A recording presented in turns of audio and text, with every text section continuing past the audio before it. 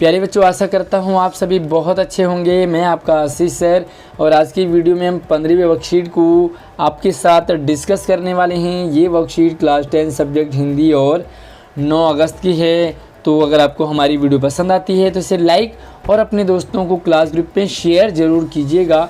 तो चलिए, आज की वर्कशीट का टॉपिक है खेल, यानी कि हमें खेलना क्यों ज़रूरी है, खेलने से हमें क्या फ़ायदा होता है, ये हमारी लाइफ का कितना अहम हिस्सा है खेलना।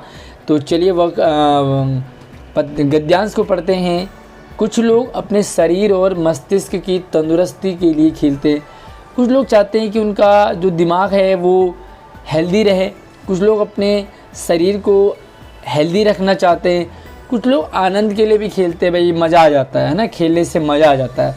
उन्हें कोई लेना देना नहीं दिमाग से या शरीर से, लेकिन मज़ा आ जाता है। कुछ लोग टाइम पास के लिए खेलते हैं, उनका टाइम नहीं पास हो रहा होता तो वो खेलने चले जाते हैं। तो अलग अलग अंदाज से लोग खेलते हैं, लेकिन कुछ लोग अपने जीवन में बहुमूल्य दर्जा पाने के लिए भी खेलते हैं। कुछ लोगों का लक्ष्य होता है, मुझे खेल में कुछ बनना है। जैसे आपको टीचर बनना है, किसी को डॉक्टर बनना है, किसी को इंजीनियर बनना है, किसी को पेंटर बनना है, किसी को सिंगर बनना है। तो इसी तरह कुछ लोग खेल में भी वो पाना चाहते हैं एक दर्जा, यानी कि वैल्यू। कोई भी निजी और पेशेवर जीवन में इसके मूल्य को अनदेखा नहीं कर सकता। यानी कि खेल हमारे लिए बहुत ही महत्वपूर्ण है। खेलों से हमारा करियर भी बनता है। आप सचिन तेंदुलकर को ले लीजिए, महेंद्र सिंह धोनी ले लीजिए, या कोई भी प्लेयर, उसमें लोगों की लाइफ भी सेट होती है। पहला ओलंपिक खेल 1996 यानी कि 1896 में एथेंस में आयोजित किया गया। जो पहला ओलंपिक जो खेल है उसे 1896 में एथेंस में, और उसके बाद क्या हुआ, ये नियमित यानी कि रेगुलर होने लगा हर 4 साल बाद। यानी कि अगर 2010 में दिल्ली में हुआ, उसके बाद 2014 में, उसके बाद 18 में, और इसी तरह से अब जो कॉमनवेल्थ गेम होगा वो 2022 में होगा। तो ये 4-4 साल बाद होता है विभिन्न देशों में और अलग अलग देशों में। यानी कि एक बार इंडिया में होगा, अगले दिन अगले साल जो है ये अगले 4 साल बाद ये अमेरिका में हो सकता है। तो अलग अलग जगह इसमें इंडोर और आउटडोर दोनों प्रकार के खेल होते हैं। जो भी ओलंपिक गेम होते हैं उसमें इंडोर यानी कि कुछ घर के अंदर, तो कुछ आउटडोर कुछ घर से बाहर होते हैं। जैसे जिसमें विभिन्न देशों के अलग अलग देशों के खिलाड़ी भाग लेते हैं। कुछ आउटडोर गेमों में जैसे फुटबॉल हो गया, भाई ग्राउंड में खेला जाता है। Hockey, volleyball, baseball, cricket, tennis, kho kho, kabaddi, ये सारे जो है ये बाहर खेले जाते हैं। और इनके लिए क्या चाहिए, हमें प्लेग्राउंड की हमें आवश्यकता होती है, यानी कि खेल का मैदान चाहिए। और कुछ इंडोर होते हैं, जैसे कैरम बोर्ड खेलते हैं, आपने बहुत खेला लॉकडाउन में। कुछ लोग ताश खेलते हैं, कुछ लोग शतरंज खेलते हैं, कुछ लोग टेबल टेनिस, और कुछ लोग पहेलियाँ भी घर के अंदर खेलते हैं। तो ये सारे गेम जो घर के अंदर वाले हैं। खेल गतिविधियों में शामिल होना हमें बहुत से रोगों से सुरक्षित करने में मदद करता है। यानी कि बहुत सारे जो गेम होते हैं वो हमें रोगों से भी मुक्त करते हैं। खेल से लोग तंदुरुस्त हो जाते हैं। खेल हमारा इम्यूनिटी सिस्टम भी बढ़ाता है। खेल क्या करता है, हमारा गठिया रोग दूर करता है, मोटापा दूर करता है, या हृदय की हार्ट की बीमारी को भी दूर करता है। मधुमेह की समस्या हो तब भी जो है खेल दूर करता है। यह हमें जीवन में अधिक अनुशासित, धैर्यवान, समयबद्ध और विनम्र बनाता है। भाई आप अनुशासन में रहना सीखते हैं खेलते हुए। आपको धैर्य यानी कि पेशेंस आ जाता है। भाई हमारा गेम नंबर आएगा, फिर हमारे दोस्त का नंबर आएगा, दूसरी टीम का आएगा। तो आपको खेलने से क्या होता है, एक पेशेंस भी आप सीखते हैं। साथ में इससे क्या होगा, भाई विनम्र भी बनते हैं।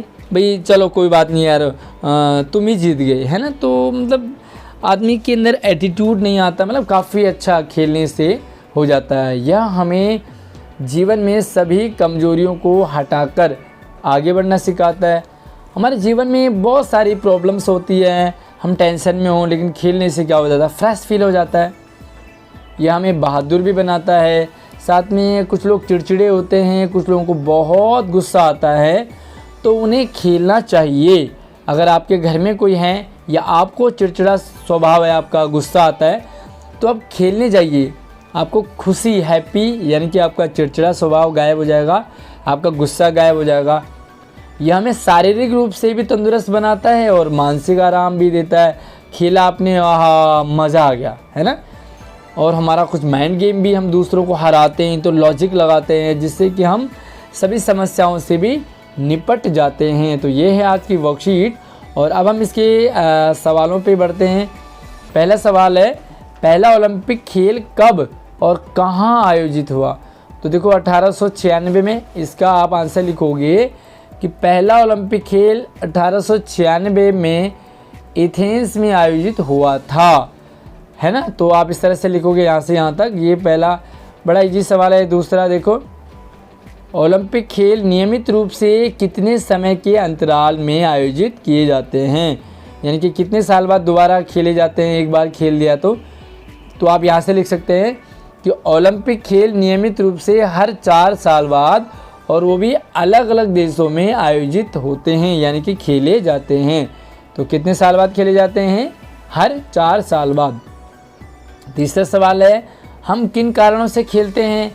तो देखो भाई, ये इंडिविजुअल, इसका आंसर डिफरेंट होगा, यानी कि आप किस लिए खेलते हैं। मैं अलग चीज़ के लिए खेलता हूँ, आपके दोस्त अलग चीज़ के लिए।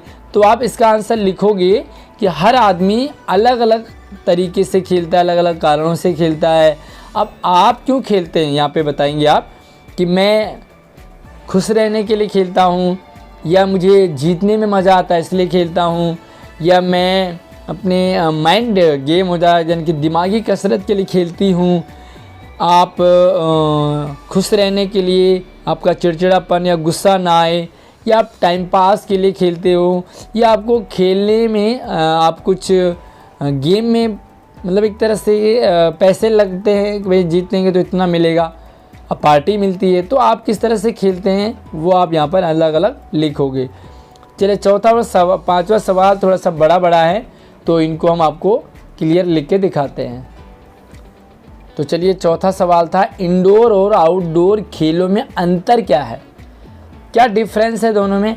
तो इसका आंसर लिखोगे, इंडोर और आउटडोर खेलों में बहुत अंतर है। जैसे इंडोर खेलों में सिर्फ दिमाग या मन की कसरत होती है, भाई जो घर के अंदर खेले जाते हैं उनमें दिमाग ज़्यादा लगता है, या यूँ कहें कि दिमाग ही लगता है। ऐसे खेलों में शारीरिक गतिविधि नहीं होती, भाई आपको कहीं दौड़ना नहीं है, कहीं भागना नहीं है, तो शरीर हमारा जो है वो, आप कैरम बोर्ड खेल लो, मोबाइल में कोई भी गेम खेल लो, तो वो सारा क्या है, माइंड गेम है, उसमें दिमागी कसरत होता है, लेकिन शारीरिक नहीं।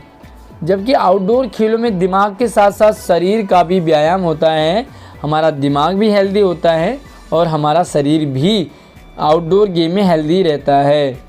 अब पांचवा सवाल है, फिर हमारे लिए बहुत से लाभदायक होते हैं। सॉरी, ये खेल था, खेल हमारे लिए बहुत ही लाभदायक होते हैं। तो कुछ लाभ आपने बताने हैं, तो आप लिखोगे भाई खेलों से हमें बहुत सारे निम्नलिखित लाभ होते हैं। जैसे मस्तिष्क का विकास होता है, हमारा दिमाग बढ़ता है खेलों से, भाई दिमाग बहुत तेज़ होता है।